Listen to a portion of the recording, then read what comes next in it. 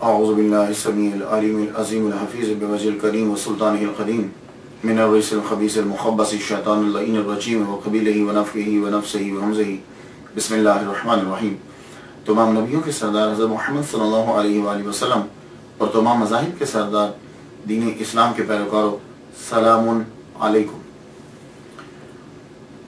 آج جس ہستی کا ذکر ہو رہا ہے، کرنے جا رہا ہوں، وہ مشہور ہوئے اپنی کنیت سے، یعنی حضرت ابو الحسن خرقانی رحمۃ اللہ علیہ۔ چونکہ ذکر ہوا تھا بایزید بستامی رحمۃ اللہ علیہ کا اس سے پہلے، تو حضرت بایزید بستامی رحمۃ اللہ علیہ سے ایک خاص تعلق ہے ان کا، اس لیے میں نے ان کے بعد ان کا ذکر کیا۔ حضرت ابو یزید بستامی رحمۃ اللہ علیہ سے ان کا کیا تعلق ہے، اور میں ان کے بعد ان کا ذکر کیوں کر رہا ہوں؟ اصل میں یہ پیدا ہوئے ہیں 89 years after حضرت ابو یزید بستامی رحمۃ اللہ علیہ کے، 89 years after۔ تو بہت وقفہ ہے، تو پھر تعلق کیسے ہوا؟ تعلق اس طرح ہے کہ حضرت ابو یزید بستامی رحمۃ اللہ علیہ جب اپنے شہر سے چلتے، شہر سے چل کے دھستان کے قبرستان میں جہاں شہداء کی قبریں تھیں، وہاں فاتح پڑھنے کے لیے سال کے بعد جایا کرتے تھے۔ تو رستے میں پڑتا تھا خرقان، تو خرقان میں کھڑے ہو جاتے۔ اس شہر کی اور اس قریے کی کوئی ریپوٹیشن اچھی نہیں تھی، زیادہ تر چور رہتے تھے یہاں، اور آپ لوگ رک جاتے، آپ رکتے، رک کے یوں سانس انہیل کر اندر کھینچتے، سانس جیسے کوئی آدمی پھول کی خوشبو کو سونگتا ہے یا عطر کی شیشی کو سونگتا ہے۔ مریدوں نے پوچھ لیا، حضور طریقہ ہے آپ کا ہر سال، جو ہی آپ قبرستان جاتے ہیں تو یہاں رک کے سانس کیوں کھینچتے ہیں؟ کہنے لگے، اس سرزمین خرقان سے ایک مرد کی خوشبو آتی ہے، آئے گا تو ہمارے بعد، لیکن آپ نے نام بھی بتا دیا، کہا نام اس کا علی، پیشہ بھی بتا دیا، کہا کاشتکاری کرے گا، اہل و عیال ہوں گے، اور ہم سے وہ مرتبے میں 3 گنا زیادہ ہوگا۔ اللہ اکبر جل شانہ۔ اور اس تذکرے، اس کا ذکر مولانا روم نے مثنوی شریف میں بھی کیا ہے، ایک پورا باب باندھا ہے، اور بالکل جو میں ترجمہ کر رہا ہوں وہ انہوں نے فارسی میں کہا ہے، اور یہی ہوا۔ اور ایک اور طریقہ، یعنی ایک اور طرح سے بایزید بستامی رحمۃ اللہ علیہ سے ان کا تعلق، ابو الحسن خرقانی رحمۃ اللہ علیہ کا، وہ کیا ہے؟ وہ تعلق بایعت کا تعلق جو ہے، اس سلسلے کا تعلق بنایا جاتا ہے۔ کہتے ہیں کہ خواجہ ابو الحسن مرید مولانا ترک توسی رحمۃ اللہ علیہ کے، اور وہ مرید ہیں خواجہ آرابی کے، اور وہ مرید ہیں خواجہ مغربی کے، اور وہ مرید تھے ابو یزید بستامی رحمۃ اللہ علیہ۔ تو یعنی اس طرح سے بھی ان کے ساتھ تعلق جو ہے وہ آپ کا جوڑ دیا گیا۔ حضرت ابو یزید بستامی رحمۃ اللہ علیہ کا وصال مبارک ہوا ہے 261 ہجری میں، اور ابو الحسن خرقانی رحمۃ اللہ علیہ پیدا ہوئے ہیں 350 ہجری میں۔ تو یوں ابو الحسن خرقانی رحمۃ اللہ علیہ 89 ایئرز بعد پیدا ہوئے۔ تذکرۃ الاولیاء میں 39 سال لکھا ہے کہ 39 سال کے بعد پیدا ہوئے، تو یہ کاؤنٹنگ کے حساب سے صحیح نہیں ہے، میں ان سے اختلاف نہیں کرتا، لیکن اگر وہ 261 ہجری میں ابو یزید بستامی رحمۃ اللہ علیہ دنیا سے رخصت ہوئے ہیں اور یہ 350 ہجری میں پیدا ہوئے ہیں، تو آپ خود ہی گن لیجیے۔ تو اس لیے میں جب بھی سن بیان کرتا ہوں تو میں عرض یہ کرتا ہوں، دیکھو بھائی اس کے اندر فرق ضرور ہوگا، کیونکہ یہ پرانی جتنی صدیاں گزری ہیں وہاں شروع کے سن پہ تو دھیان دیا ہی نہیں جاتا، جب وہ مشہور ہوتے ہیں تو تب ذرا سا دھیان دیا جاتا ہے۔ تو اس لیے اگر 1-2 سال فرق پڑتے ہیں تو آپ یہ نہ کہیں فلاں صاحب نے یہ لکھ دیا، انہوں نے غلط لکھا، اب ان کے خلاف فتوے لگانے شروع کر دیں، ایسا ہرگز نہیں۔ وہ صرف ہر ایک کی اپنی ریسرچ ہوتی ہے، اس ریسرچ کے مطابق وہ اپنے صحیح نتیجے پہ پہنچا ہوتا ہے۔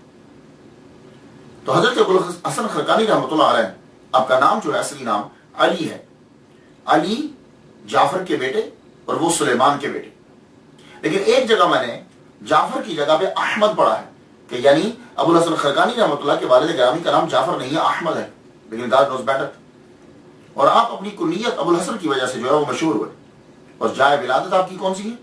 اب ایران کے ملک ایران جو ہے، اس کے صوبہ ہے سمنان اور اس کا ضلع ہے خرقان، وہاں آپ جو ہے وہ پیدا ہوئے۔ ایران ملک، صوبہ سمنان، اس کا ضلع ڈسٹرکٹ خرقان، وہاں جو ہے وہ آپ پیدا ہوئے۔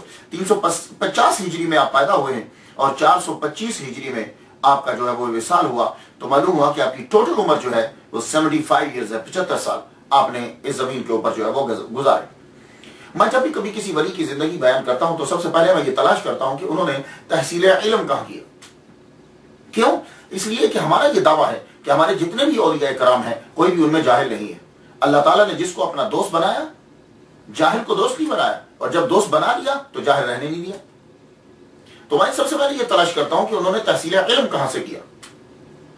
تو ابو الحسن خرقانی رحمۃ اللہ علیہ نے قرآن اور حدیث کہاں سے پڑھی؟ تو آپ نے کسی بھی مدرسہ سے جا کر قرآن اور حدیث کا علم نہیں لیا۔ آپ مادر ذات ولی ہیں۔ دیکھیے کہ جب بایزید بستامی رحمۃ اللہ علیہ 89 ایئرز پہلے آپ کی ولادت کی خبر دے رہے ہیں تو یہ آپ کی ولایت کی نشانی ہے۔ اور آپ فرماتے ہیں کہ میں اپنے ماں کے پیٹ میں تھا تو مجھے معلوم تھا چیزوں کا، کئی چیزیں مجھے یاد ہیں۔ تو تکوینی ولی جسے کہا جائے، ٹرمینالوجی کے اندر کہا جائے گا کہ یہ تکوینی ولی ہے۔ تکوینی ولی وہ ہوتا ہے کہ جو پڑھ کے نوافل پڑھ کے نہیں بنتا، اللہ تعالیٰ کی عطا ہوتی ہے اور اللہ تعالیٰ عطا فرما دیتا ہے اسے، اور وہ پیدائشی ولی ہوتا ہے۔ ابو الحسن خرقانی رحمۃ اللہ علیہ یہ نقش بندیوں اور مجددیوں کے 7ویں امام ہیں۔ یہ سن لیجئے، نقش بندیوں اور مجددیوں کے 7ویں امام ہیں، یہ پیشوا ہیں۔ تو آپ پیدائشی طور پر جو ہے وہ ولی، تو گویا کہ گھر کے اندر ہی آپ کو بنیادی چیزیں جو ہیں وہ ملتی جا رہی ہیں۔ لیکن ہم یہ نہیں کہہ سکتے کہ فلاں مدرسے میں پڑھا، فلاں استاد کے شاگرد تھے یہ۔ ہاں، یہ آپ کا طریقہ تھا کہ جب آپ پر نماز فرض ہو گئی تو پھر آپ کیا کرتے تھے؟ عشاء کی نماز وہ جو ہے خرقان میں آپ ادا کرتے اور اس کے بعد آپ چلتے بایزید بستامی رحمۃ اللہ علیہ کے روزہ کی طرف آپ چلتے۔ بایزید بستامی رحمۃ اللہ علیہ کے روزے کے اوپر جا کر مراقبہ فرماتے آپ۔ جب آپ مراقبہ کرتے وہاں تو مراقبہ کے بعد، فاتحہ کے بعد آپ دعا مانگتے۔ اب دعا مانگتے ہیں، اے اللہ جو فضل تو نے ابو یزید بستامی رحمۃ اللہ علیہ کو دیا ہے وہ ابو الحسن کو بھی عطا فرما۔ پھر آپ واپس الٹے پاؤں واپس آتے۔ اب جا کر دیکھ لیجیے آپ کہ بستام اور خرقان کا کتنا فاصلہ ہے، سمجھ آ گئی؟ تو اب آپ واپس جب آتے تو اب آپ کمر نہیں کرتے، یوں منہ روزہ کی طرف اور یوں واپس پلٹتے جاتے۔ 12 سال تک آپ نے یہی کام کیا۔ بلوغت کے بعد 12 سال تک آپ کا یہ طریقہ تھا۔ عشاء کی نماز آپ خرقان میں ادا کرتے، نماز ادا کرنے کے بعد بایزید بستامی رحمۃ اللہ علیہ کے روزے پر جاتے، وہاں مراقبہ کرتے اور یہی دعا روز مانگتے۔ 12 سال جب گزر گئے تو تربت سے آواز آئی، ابو یزید بستامی رحمۃ اللہ علیہ کے روزے سے آواز آئی، اے ابو الحسن اب وقت آ گیا ہے، تو ایک جگہ بیٹھ کر مخلوق کو اللہ کی راہ دکھا، اور جو تو دعا مانگا کرتا تھا وہ قبول ہو گئی، چل الحمدللہ سے پڑھنا شروع کر دے اور خرقان کی طرف واپس پلٹ جا۔ تو حضرت ابو الحسن خرقانی رحمۃ اللہ علیہ نے جب یہ آواز سنی تو اب آپ نے سورہ فاتحہ شروع کر دی پڑھنا، الحمدللہ رب العالمین الرحمن الرحیم، اور واپس خرقان کی طرف جانے لگے۔ جب خرقان میں پہنچے تو پورا قرآن مجید پڑھ چکے تھے اور اللہ تعالیٰ نے ان کو عطا فرمایا اور وہ پورا قرآن مجید ان کو زبانی یاد ہو چکا تھا۔ یہ ہے قرآن کی تعلیم کہ یعنی بستام سے چلے، الحمد سے شروع کیا اور والناس خرقان تک ہو گیا اور پورا قرآن مجید زبانی یاد ہو گیا۔ یہ ان کی نظر ہے، اللہ کا کرم ہے۔ اللہ تعالیٰ نے تمام باطنی دروازے بھی کھول دیے،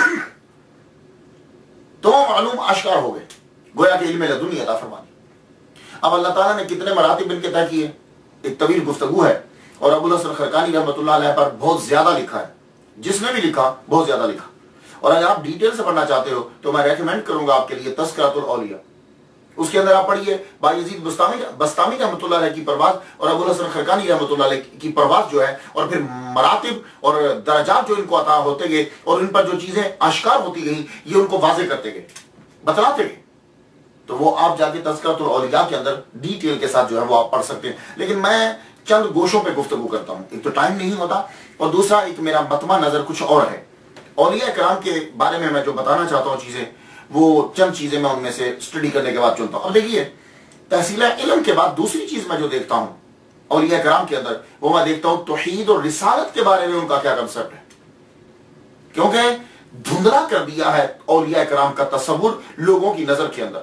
لوگ اولیاء کرام کو پتہ نہیں کیا سمجھتے ہیں. میرا جو متوہ نظر ہے، جو میں نے یہ سلسلہ شروع کیا ہے، اور میں امید کرتا ہوں کہ آپ لوگ میرے ساتھ تعامل کرو گے، کیونکہ اس کے اندر کسی کو کوئی لالچ نہیں ہے. اللہ کی رضا کی خاطر ہم اولیاء کی سیرت کو دوسروں تک پہنچا رہے ہیں. توحید اور رسالت دوسرا عنوان میں لیتا ہوں ان کی زندگی سے. اب ابو الحسن خرقانی رحمۃ اللہ علیہ میں دیکھتا ہوں کہ یہ توحید پر ان کا ایمان اور حضور پر ان کا ایمان اور اس کا اظہار وہ کیسے کرتے ہیں. سنیے، آپ ایک دن فرماتے ہیں، اے اللہ میں ہر جگہ تیرا غلام ہوں، تیرا بندہ ہوں، اور تیرے محبوب سلطان الانبیاء کا میں نوکر ہوں. دونوں چیزیں آ گئی، دونوں چیزیں آ گئی. اللہ تعالیٰ کو کہہ رہے ہیں کہ میں تیرا بندہ، اور حضور سے کہہ رہے ہیں کہ میں آپ کا نوکر. اور پھر ایک جگہ فرمایا ہر شے کی انتہا ہے، ہر شے کی انتہا ہے. بعض جگہ کہ مجھے ہر شے کی انتہا معلوم ہو گئی، لیکن حضور صلی اللہ علیہ وآلہ وسلم کے مدارج کی کوئی انتہا نہیں. یہاں وہ تسلیم کر گئے کہ محمد مصطفیٰ صلی اللہ علیہ وسلم سب سے افضل ہے. حضور کے مدارج کی کوئی انتہا نہیں، اور اللہ کی مغفرت کی بھی کوئی انتہا نہیں. تو یہاں خدا تعالیٰ کو غفور و رحیم تسلیم کر لیا. اور پھر ایک جگہ یوں اقرار اور اظہار کیا، اور یہ بالکل رسالت پر ایمان، مکمل ایمان. کہتے ہیں کہ ابو الحسن اس قافلے میں شامل ہے جس میں سب سے آگے اللہ ہے، پھر میرے سردار، میرے پیشوا حضرت محمد مصطفیٰ صلی اللہ علیہ وسلم ہے، اللہ کا کلام، سنت رسول، پھر صحابہ اور فقہاء اعظم، اور وہ لوگ بہت ہی بانصیب ہیں جو اس مبارک قافلہ میں شامل ہیں. یہ سنتے جائیے گا. اور جب ان چیزوں کو آپ سن لیں تو پھر کبھی کسی کی بات مت سنیے گا کہ اس نے کہا کہ میں یہ نو. آپ کہہ رہے ہیں کہ میرے قافلے کا سردار سب سے آگے اللہ پاک ہے، اور مخلوق میں اللہ کے بعد محمد صلی اللہ علیہ وسلم، پھر صحابہ کرام، پھر فقہاء.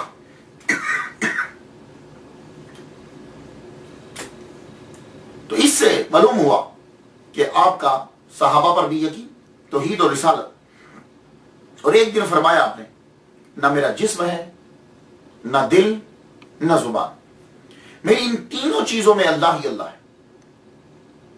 قل ان صلاتی و نسکی و محیای و مماتی للہ رب العالمین. ہر شے ہمارا جسم تک ہمارا نہیں، تینوں پر اللہ ہی اللہ ہے. فرمایا جس دل میں اللہ کے سوا کوئی اور ہو وہ دل مردہ ہے. یہاں سے پتا چلا کہ وہ فنا فی توحید ہے. اور فرماتے ہیں ساری عمر اس طرح گزاری ہے کہ ایک سجدہ بھی فرمان مصطفیٰ صلی اللہ علیہ وآلہ وسلم کے خلاف نہیں کیا. یہاں سے اتباع سنت کا ثبوت بھی مل گیا.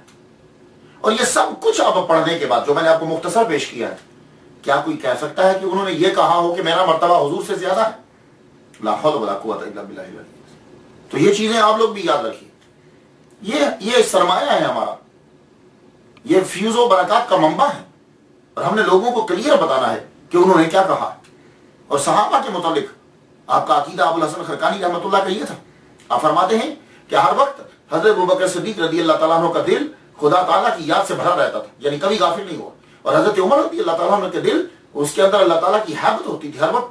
اور حضرت عثمان غنی رضی اللہ تعالیٰ عنہ کے دل میں ہر وقت رب تعالیٰ کی شرم و حیا. اور حضرت مولا علی رضی اللہ تعالیٰ عنہ کوئی ایسا لمحہ نہیں کہ جب انہوں نے اللہ تعالیٰ کے نور کا مشاہدہ نہ کیا. لو، یہ انہوں نے چاروں صحابہ پر اپنے ایمان کو واضح کر دیا. اللہ تعالیٰ نے ان کو مقام عطا فرمایا. پھر یہ مقام ہے ولایت پر پہنچتے، بڑھتے بڑھتے بڑھتے بڑھتے بڑھتے عاجزی و انکساری، اللہ اکبر جل شانہ. اور یہ ایک اور بیسک چیز ہوتی ہے ولی کامل میں، وہ عاجزی و انکساری اس کے اندر ہوگی. معاشرے کے جو عام لوگ ہیں وہ ان کے سامنے کبھی اکڑے گا نہیں. معاشرے کے عام لوگوں کی بھی وہ اتنی ہی عزت کرتا ہے، اور کبھی بھی وہ اپنے مرتبے کا اظہار نہیں کرے گا. یہ بات یاد رکھیے. آج کے لوگ، ہم لوگ ہیں صوفی نہیں ہیں لیکن خود کو صوفی کہلاتے ہیں.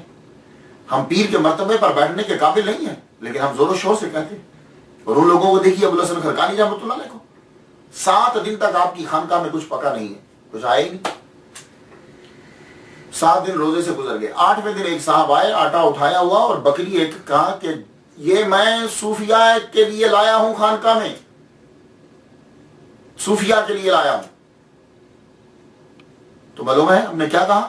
آپ نے کہا بھائی میں تو صوفی نہیں ہوں، جو تم میں سے صوفی ہے، جس کی ہمت ہے وہ اٹھ کے لے لے۔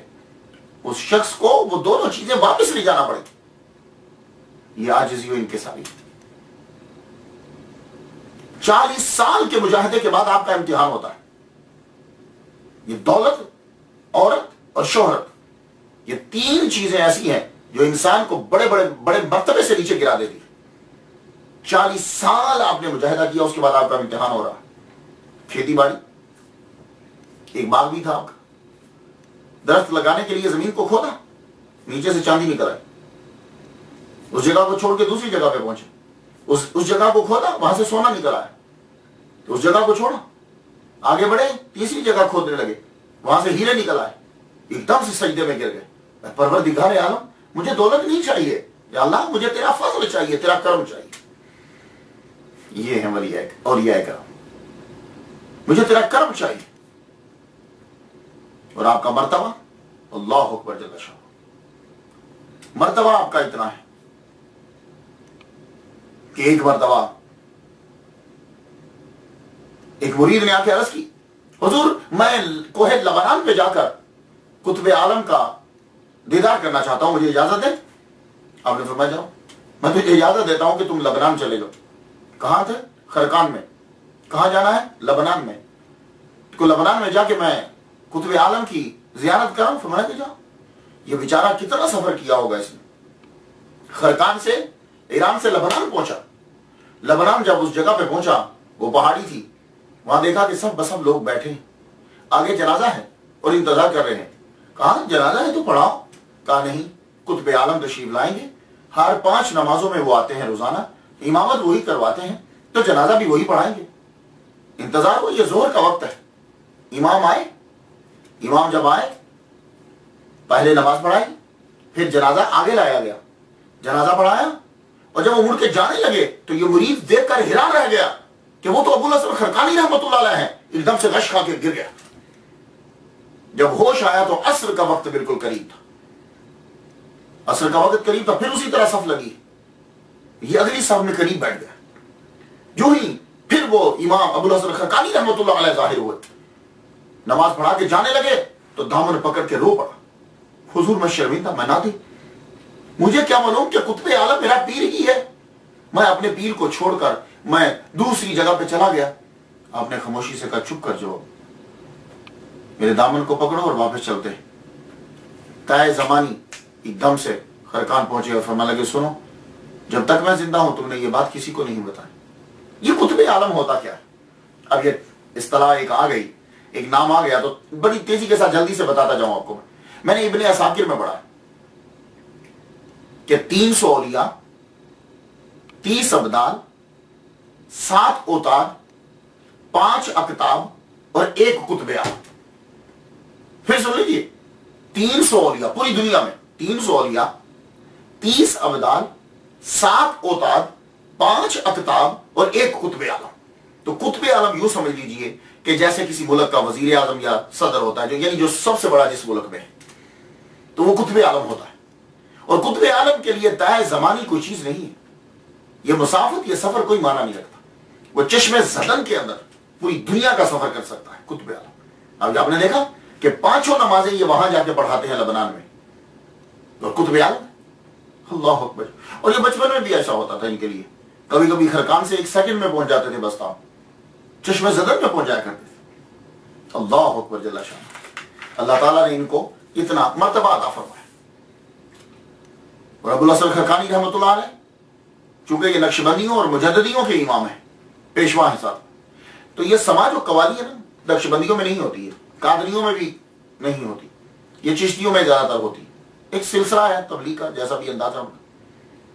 یہ سماج جو ہے ایک متنازع مسئلہ ہے، لیکن میں آپ کو بتا دوں ابوالحسن خرقانی رحمۃ اللہ علیہ جو فرمایا کرتے تھے کہ سماع کے ذریعے نہیں، تم قرآن کے ذریعے سے خدا کی تک پہنچو، تو قرآن پڑھنے کو بڑا ترجیح دیتے تھے کہ زیادہ سے زیادہ جو ہے وہ قرآن مجید کو پڑھو، اور فرمایا کرتے تھے کہ سماع اس کے لیے جائز ہے، قوالی اس کے لیے جائز ہے کہ جو عرش سے لے کر تحت الثری تک ہر شے کو ایک نظر سے دیکھ رہا ہو۔ سن لیجئے، یہ آج کی قوالی تو اس پائے میں پہنچتی ہی نہیں ہے۔ تو میں اس کی تشریح یوں کرتا ہوں کہ سماع مخصوص ارشادات، مخصوص آلات، مخصوص لمحات، مخصوص حضرات میں ہوتا ہے، بس۔ یہ تو قوالی آج کی جو ہے یہ تو فراڈ ہے، گانا ہے سراسر۔ وہ جو قوالی کیا بھی کرتے تھے نا، جو سماع جو جن اولیاء کرام کے سماع ہوتا تھا، ذرا پلیز اسے پڑھ لیجئے۔ وہ کیا ہوتا تھا؟ وہ لوگ خود باوضو ہوتے تھے، شرع کے پابند ہوتے تھے، محفل میں کسی بچے کو بیٹھنے کی اجازت نہیں ہوتی تھی، اور سننے والے بھی باشرع ہوتے تھے، اور کلام بھی مخصوص ہوتا تھا۔ یہ کلام نہیں ہوتا تھا۔ تو آپ زیادہ تر ترجیح جو ہے وہ اسی کو دیا کرتے تھے۔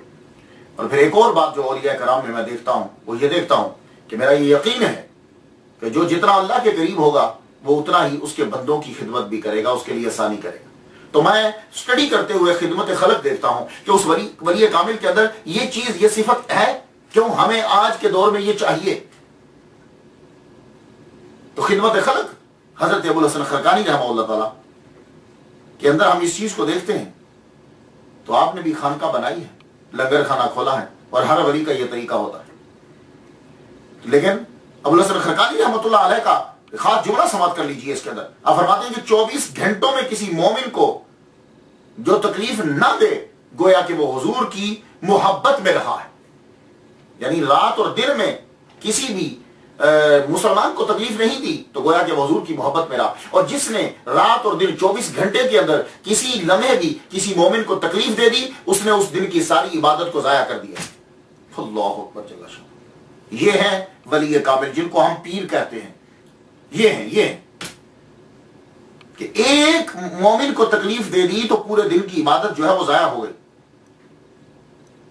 تو فرماتے ہیں اللہ سے دوستی کا دعویٰ اس شخص کا جھوٹا ہے کہ جس کو اس کی مخلوق سے پیار نہیں۔ تم کہتے ہو کہ میں اللہ سے پیار کرتا ہوں اور اس کی مخلوق سے نفرت کرتے ہو، یہ دعویٰ تمہارا جھوٹا ہے۔ اور مہمان، یہ بھی خدمت خلق میں آتا ہے۔ مہمان جب کسی کے گھر میں آ جاتا ہے تو حضرت ابوالحسن خرقانی رحمۃ اللہ علیہ نے یہ فرما دیا ہے کہ مہمان جب تمہارے گھر میں آ جائے تو سارے جہان کی نعم، یعنی جسے اردو میں نعمتیں کہتے ہیں، سارے جہان کی نعمتیں ایک لقمہ بنا کر اگر اس مہمان کے منہ میں دے دی جائے، یعنی اس کو پیش کر دی جائے کھانے کے لیے، سارے جہان کی نعمتیں، تو تب بھی حق ادا نہیں ہوگا۔ یہ ہے ولی کام۔ اس لیے ہم انہیں مانتے ہیں۔ اس لیے میں کہتا ہوں کہ if you want to change your life, listen and read the stories of friends of Allah۔ اس لیے میں کہتا ہوں کوئی چیز کلک کر جائے گی آپ کو، اس لیے شامل ہو جائیے آپ میرے ساتھ تاکہ ہم یہ پیغام آگے تک پہنچا سکیں۔ تقویٰ کے بارے میں پڑھا جاتا ہے، سنا جاتا ہے کہ تقویٰ ہے کیا۔ مختلف لوگوں نے مختلف تعریف کی ہے۔ حضرت ابوالحسن خرقانی رحمۃ اللہ علیہ کیا فرماتے ہیں؟ فرماتے ہیں کہ تقویٰ کیا ہے؟ اس طرح زندگی بسر کر کہ کرامن کاتبین کو واپس بھیج دے۔ اب اس چیز کو ذرا سمجھیے گا۔ اس طرح زندگی بسر کر کہ کرامن کاتبین، یعنی یہ دونوں فرشتے بیٹھ بیٹھ کے ان کی ضرورت ہی نہ رہے، واپس چلے جائے۔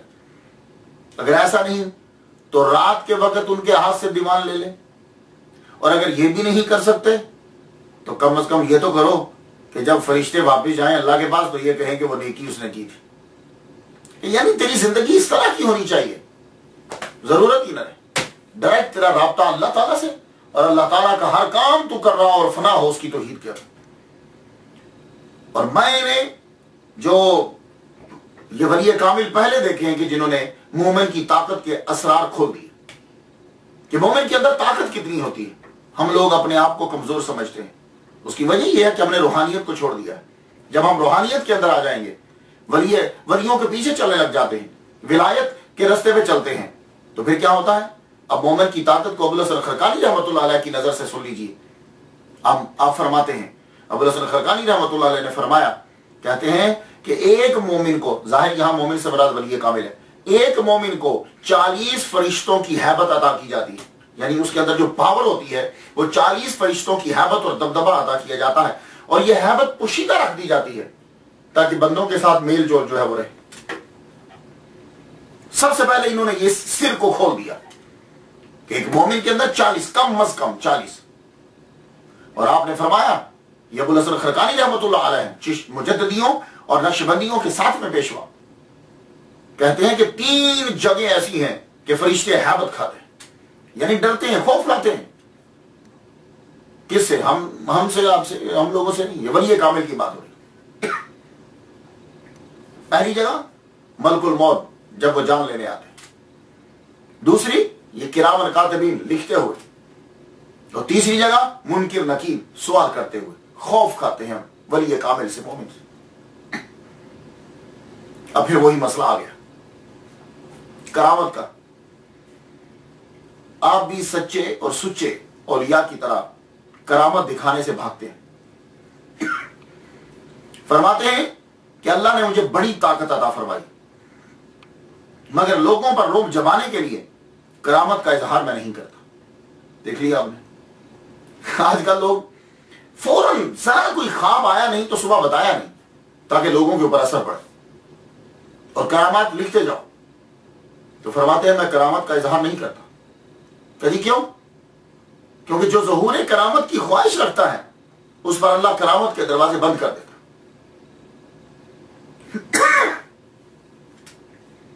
مجھے ان کی سیرت پڑھنے سے ایک نئی چیز ملی. 700 ہجری کے بعد زیادہ یہ چیز دیکھی گئی. وہ کیا ہے؟ خضر علیہ السلام سے ملاقات کرنا. میں نے اکثر دیکھا ہے سیرت جب میں پڑھتا ہوں تو مریدین فل کوشش کرتے ہیں کہ پیر صاحب کی ملاقات کسی نہ کسی طرح خضر علیہ السلام سے ہو جائے. وہ ایک اعزاز سمجھتے ہیں. لیکن یہ واحد ولی کامل ہے کہ یہ تصور میں نے ان کے ہاں دیکھا. ایک آدمی 60 سال سے عبادت کرتا رہا، ان کا مرید ہے، اور ایک دن آ کے عرض کرنے لگا حضور میرا من چاہتا ہے، میں خضر علیہ السلام سے ملاقات کرنے کو میرا دل چاہتا ہے. تو معلوم ہے آپ نے کیا فرمایا؟ آپ نے فرمایا چلو تم نے ساری زندگی کی عبادت کو ضائع کر دی.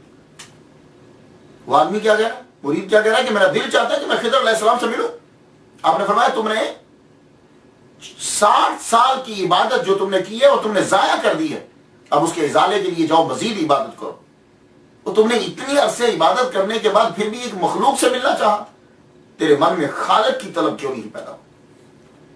یہ ایک نیا کنسپٹ ہے جو میں حضرت ابو الحسن خرقانی رحمۃ اللہ علیہ میں دیکھ رہا ہوں. ادروائز ہر ایک کی آرزو ہوتی ہے کہ میں حضرت خضر سے ملوں، میں حضرت خضر سے ملوں. تو آپ فرماتے ہیں پھر بھی مخلوق کا ہی تصور آیا. کرامت دکھائی جاتی ہے ایمان کو مضبوط کرنے کے لیے یا حقیقت کا اظہار کرنے کے لیے. تو آپ سے بھی کبھی کبھی کرامت ظاہر ہوئی، لیکن اس لیے نہیں ظاہر ہوئی کہ لوگوں پہ دبدبا بیٹھے. ایمان مضبوط ہو لوگوں کا. آپ اپنی خانقاہ میں جلوہ فرما ہیں، خانقاہ میں بیٹھے ہوئے شیخ المشائخ حضرت عبداللہ داستانی رحمۃ اللہ علیہ تشریف لائے. جب وہ خانقاہ میں آئے انہوں نے آتے ہی کیا کیا، مریدین بیٹھے ہوئے، ان کے سامنے تشت پڑا ہوا ہے، تشت ٹرے، اس میں پانی ہے. آپ نے یوں ہاتھ ڈال کے ایک مچھلی نکال دی. حضرت موڈ میں تھے، حضرت ابو الحسن خرقانی رحمۃ اللہ علیہ. آپ کے سامنے تنور چل رہا تھا جس میں روٹیاں لگاتے ہیں، آپ نے اس کے اندر ہی ہاتھ ڈال دیا. ہاتھ ڈال کے جب نکالا تو زندہ مچھلی. فرمایا کہ پانی میں سے نکالنا کوئی بڑی بات نہیں ہے، ہم نے جلتی ہوئی آگ میں سے مچھلی نکال دی. اس سے مریدوں کا ایمان اور مضبوط ہو گیا. ابو الحسن خرقانی رحمۃ اللہ علیہ کا نام آئے اور محمود غزنوی کا ذکر نہ ہو تو یہ محمود غزنوی کے لیے بہتر نہیں ہے.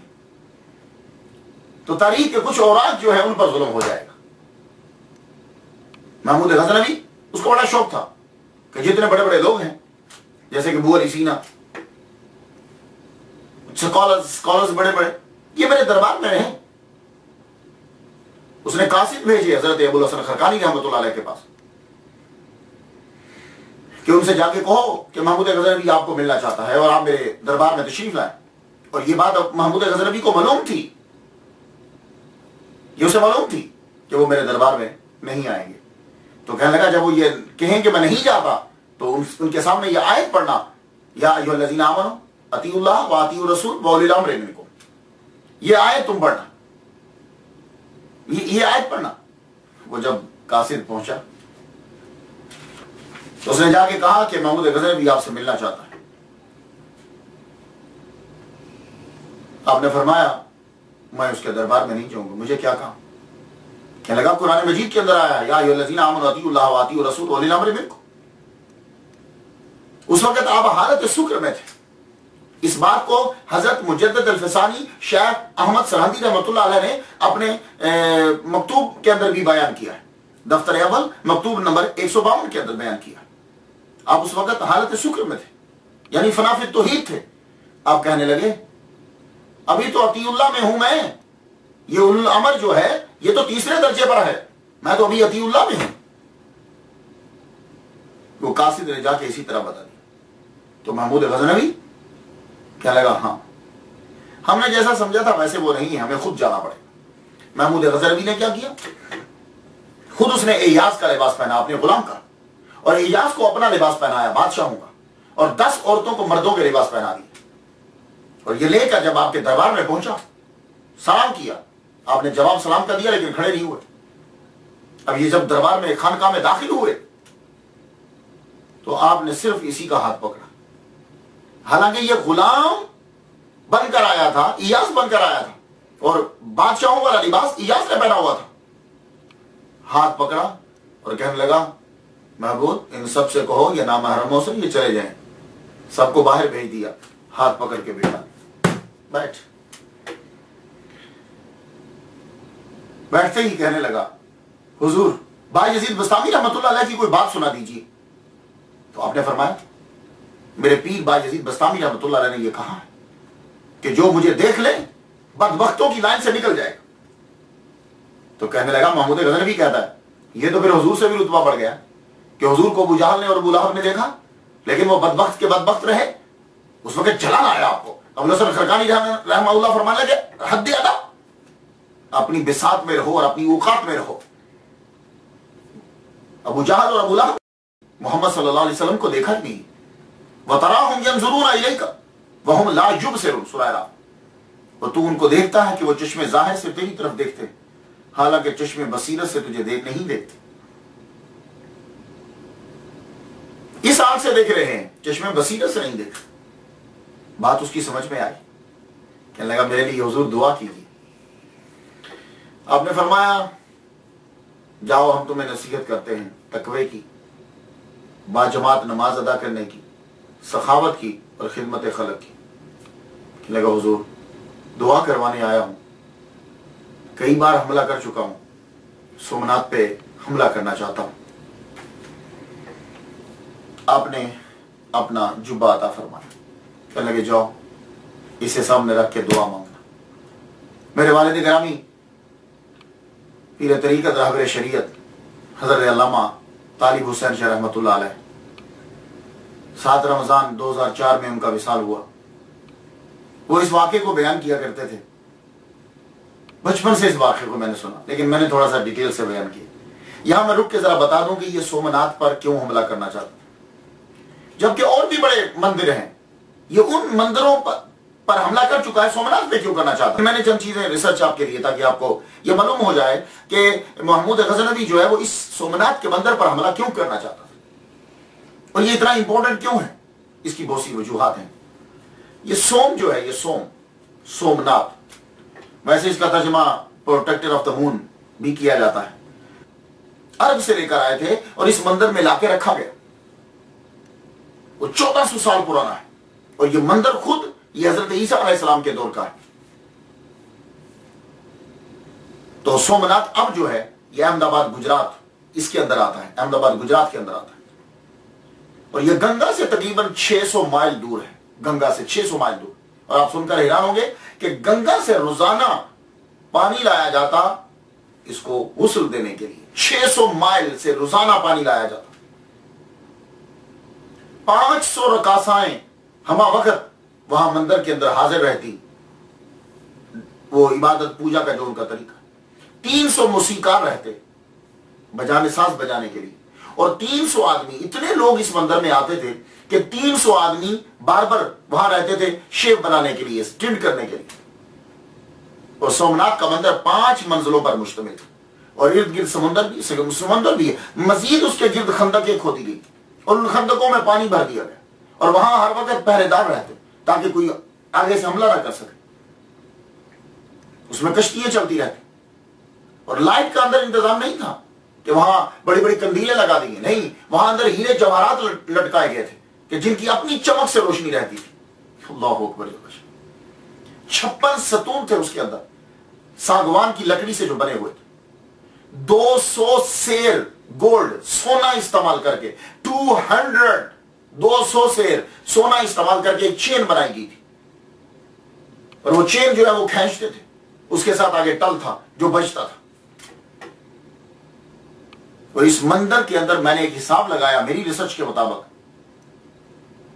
6.5 ٹن سونا تھا پورے مندر کے اندر. سارا سونا جو ہے 6.5 ٹن محمود غزنوی جو ہے وہ یہاں سے سونا لے کر گیا. یعنی اس دور کے اندر 20 ملین دینار کا سونا اور چاندی اس مندر کے اندر. اتنا یہ عظیم اور امیر مندر ہے. اب کوشچن اٹھے گا کہ محمود غزنوی جو دعا کروانے آ رہا ہے یہ مندر کے لیے, یہ مندر اتنا امیر کیوں ہے, سب لوگ ادھر کیوں جاتے ہیں؟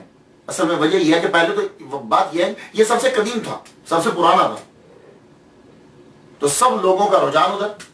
تو یہاں کے جو پروہت تھے, برہمن تھے, انہوں نے مشہور کر رکھا تھا پورے ہندوستان کے اندر کہ سنو, تم لوگ جب مر جاؤ گے تو تم سب کی روحیں اسی مندر میں آتی ہیں اور یہاں آ کر شیو جی کی پوجا کرتی ہیں. اب اگر تم چاہتے ہو کہ دوبارہ تمہاری روحیں جب زندہ ہوں تو تم دوبارہ جب جنم لو تو امیر کبیر بنو, تو یہاں زیادہ سے زیادہ جو ہے وہ ڈونیشن دیا کرو, زیادہ سے زیادہ دان دو. تو اب لوگ جو ہیں وہ امیر بننے کے لیے دوبارہ جب پیدا ہوں تو امیر ہوں تو پھر وہ چاندی دیتے, سونا دیتے, اور بڑے بڑے راجا جو تھے, مہاراجا اور راجا, وہ وہاں آ کر جواہرات دیتے اور لونڈیے تک جو ہے وہ اس مندر میں بھیجا کرتے تھے. اب آپ لوگ سمجھ گئے ہوگے سومناتھ کے مندر میں اتنا پیسہ کیوں تھا. اور پھر ان کی ٹیکنیک انہوں نے عجیب استعمال کی تھی. وہ شیو جی کا جو لنگ ہے, اب یہ لنگ کی ریسرچ آپ بھی جا کے کیجئے گا کہ کیا ہے. وہ شیو جی کا لنگ انہوں نے اس طرح ہوا میں معلق کیا ہوا تھا کہ عام آدمی دیکھ کر حیران ہو جاتا تھا کہ یہ بغیر کسی چیز کے کیسے ہے. تو وہ زیادہ سے زیادہ اور دیتے تھے. اور اصل میں بات یہ تھی کہ ارد گرد انہوں نے مقناطیس لگایا ہوا تھا اور اس کے اندر لوہے کا استعمال تھا اور وہ چاروں طرف سے کشش برابر تھی تو وہ ہوا کے اندر یوں تھا. تو لوگ سمجھتے تھے کہ یہ شیو جی کے لنگ کی برکت ہے.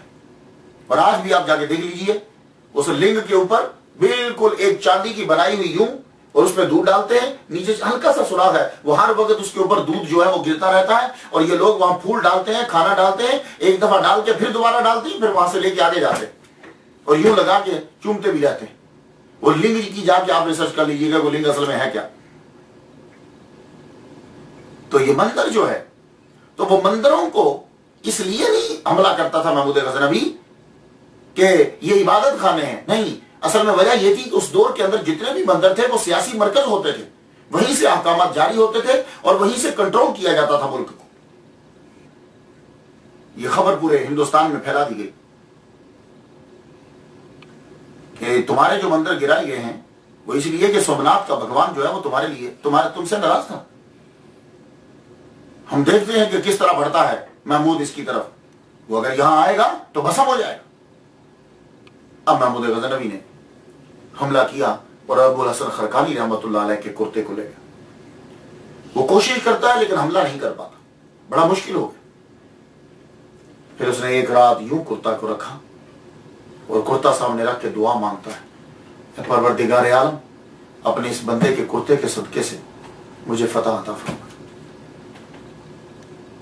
اب جب وہ حملہ کرنے کے لیے بڑھا, اتنی تیز ہوا چلی کہ وہ جو اندر فوج جمع تھی دفاع کرنے کے لیے, ان میں سے ایک گروپ نے یہ سمجھا کہ شاید محمود غزنوی کی فوج اندر آ چکی ہے, انہوں نے اپنے ہی گروپ پر حملہ کر دیا. جب حملہ کیا تو وہ اندر سے لڑ پڑے. یہ محمود غزنوی کے جاسوسوں نے جب بتایا تو یہ اندر گیا, داخل ہوا, اندر داخل ہو کر اس نے قبضہ کر لیا. 6.5 ٹن سونا, 20 ملین دینار کا سونا اور چاندی اس کے ہاتھ لگا. بدھ کو اس نے توڑ دیا, بدھ کو توڑ کے 4 ٹکڑے کیے. ایک ٹکڑا مکہ شریف بھیج دیا کہ خانہ کعبہ کے رستے میں بچھا دو، لوگ اس کے اوپر پاؤں رکھیں. ایک ٹکڑا مدینہ شریف بھیج دیا کہ مسجد نبوی کے رستے میں بچھا دو، لوگ اس کے اوپر پاؤں رکھیں. اور ایک ٹکڑا اس نے غزنی کی مسجد کے سامنے انٹرنس پہ بھیج دیا کہ لوگ اس کے اوپر جو ہے وہ پاؤں رکھیں. اور ایک ٹکڑا جو ہے وہ اس نے اپنے رائل پیلس کے سامنے جا کے رکھا دیا رستے میں کہ لوگ اس کے اوپر پاؤں لے کے چڑھیں اس کے اوپر. ایون کہ سومناتھ کے مندر کے دروازے بھی محمود غزنوی اکھیڑ کے لے گیا اور وہ جا کے اس نے لگائے. اس کے بعد جب برٹش نے جب غزنی پر حملہ کیا تو وہ دروازے واپس لے کر آئے، لیکن وہ دروازے اصلی جو ہے وہ نہیں تھے. فتح ہو گئی تو ابوالحسن خرقانی رحمۃ اللہ علیہ خواب میں دکھے، فرمانے لگے محمود غزنوی تو نے ہمارے کرتے کو بہت سستا بھیج دیا. اگر کرتا سامنے رکھ کے تو یہ دعا کرتا کہ سارے ہندوستان کو ایمان نصیب ہو جائے، قسم ہے اس ذات کی جس کے قبضہ قدرت میں میری جان ہے، سارا ہندوستان اسلام قبول کر لیتا. لیکن اب وقت گزر گیا. کچھ سومناتھ کے بارے میں جو جدید اس کی تصاویر ہیں کچھ، تو وہ میں آپ کو دکھاتا ہوں، آپ دیکھ لیجئے. یہ دیکھیے. اور اس کے بعد جو ہے آج کے دور کے اندر سومناتھ کا مندر جو ہے یہ دیکھیے، یہ بالکل جدید جو ہے وہ اس کا کلپ ہے. یہاں لوگ جو ہیں اب بھی آتے ہیں، آ کر اپنی منتیں جو ہیں وہ مانتے ہیں. وہ لنگ جی پڑے ہوئے ہیں، اس کی وہ پوجا کرتے رہتے ہیں. مندر جو ہے اس کی وہ شکل پرانی تو پکچرز نہیں ملی، لیکن نئی جو ہے 6 مرتبہ جو ہے یہ سومناتھ کا مندر گرایا گیا اور پھر اس کو بار بار اس کو جو ہے وہ تعمیر کیا گیا. اور اب یہ کہتے ہیں کہ 1947 کے اندر ولبھ بھائی پٹیل نے جو ہے وہ اس کی تعمیر جو ہے وہ کروائی تھی، اور تعمیر جو ہے وہ اس کی ہوتی رہتی ہے. محمود غزنوی کی وفات ہوئی 1030 میں، 1030 عیسوی میں، اور ابوالحسن خرقانی رحمۃ اللہ دنیا سے رخصت ہوئے 1033 میں، یعنی 3 سال کے بعد دنیا سے رخصت ہوئے. 10 محرم بروز منگل 425 ہجری. آپ نے وصیت کی تھی کہ میری جب لحد جو ہے وہ بنائی جائے تو 30 گز میری لحد کو نیچے رکھ کے بنایا جائے. 30 گز. کیوں؟ میں نہیں چاہتا کہ میری لحد جو ہے وہ میرے پیر ابو یزید بسطامی رحمۃ اللہ علیہ سے بلند ہو جائے. تو آپ شہر بسطام کے گاؤں خرقان میں آپ کا مزار ہے. یہ حضرت ابوالحسن خرقانی رحمۃ اللہ علیہ کا مزار جو ہے وہ دیکھیے، زیارت کیجیے. ان کی بہت خوبصورت بنایا گیا. یہ دیکھیے، دور سے اس کی ایک جھلک ملاحظہ کیجیے. اور یہ اس کے اوپر ان کے بارے میں تحریر کیا گیا ہے، فارسی کے اندر جو ہے وہ لکھا ہوا ہے. یہ پھر مزار شریف، نیچے سے اس کی ایک پکچر جو ہے وہ ملاحظہ کیجیے. یہ محراب ہے آپ کی مسجد کا، حضرت ابوالحسن خرقانی رحمۃ اللہ علیہ کی مسجد کا محراب. یہ جو ہے انٹرنس ہے، مین گیٹ ہے. اس کے اوپر جو نیلا کلر آپ کو نظر آ رہا ہے، یہاں حضرت بھائی یزید بسطامی رحمۃ اللہ علیہ نے جو ان کے بارے میں پیش گوئی کی تھی وہ اس کے اوپر ساری تحریر ہے، آپ اس پہ پڑھ سکتے ہیں. اور ان کے بارے میں مختلف جو ہیں ان کے اشعار کہے ہوئے اور ان کی چیزیں، اور یہ ان کا مزار ایک رات کا ایک جو ہے یہ منظر ہے. آج بھی لوگ جو یہ دیکھیے، شیخ ابوالحسن خرقانی رحمۃ اللہ تحریر کتاب خانہ، آج بھی لوگ یہاں آتے ہیں، مرجع خلائق ہیں. اور جو ان کے قبر کے اوپر ہاتھ رکھ کے، وہ وائٹ پتھر کے اوپر ہاتھ رکھ کر جو دعا مانگتا ہے، اللہ تعالیٰ اس کی دعا کو جو ہے وہ قبول فرما لیتا ہے. آج بھی لوگ جو ہے وہ یہاں آتے ہیں، اس کے اوپر ہاتھ رکھتے ہیں اور دعا. دنیا آج بھی جاتی ہے، وہاں ایک پتھر نصب ہے. آپ نے فرمایا تھا جو اس کے اوپر ہاتھ رکھ کے دعا مانگے گا، اللہ تعالیٰ اس کی دعا کو قبول کر لے گا. اور لوگ جو ہے دعا مانگتے ہیں اور اللہ تعالیٰ اس دعا کو جو ہے وہ قبول فرماتا ہے. میں نے تو ان کے لیے فاتحہ پڑھ لی، آپ لوگ جو ہیں وہ بھی ان کے لیے فاتحہ پڑھ لیجئے. اللہ تعالیٰ قبول فرمائے. اجازت دیجیے. وآخر دعوانا الحمدللہ رب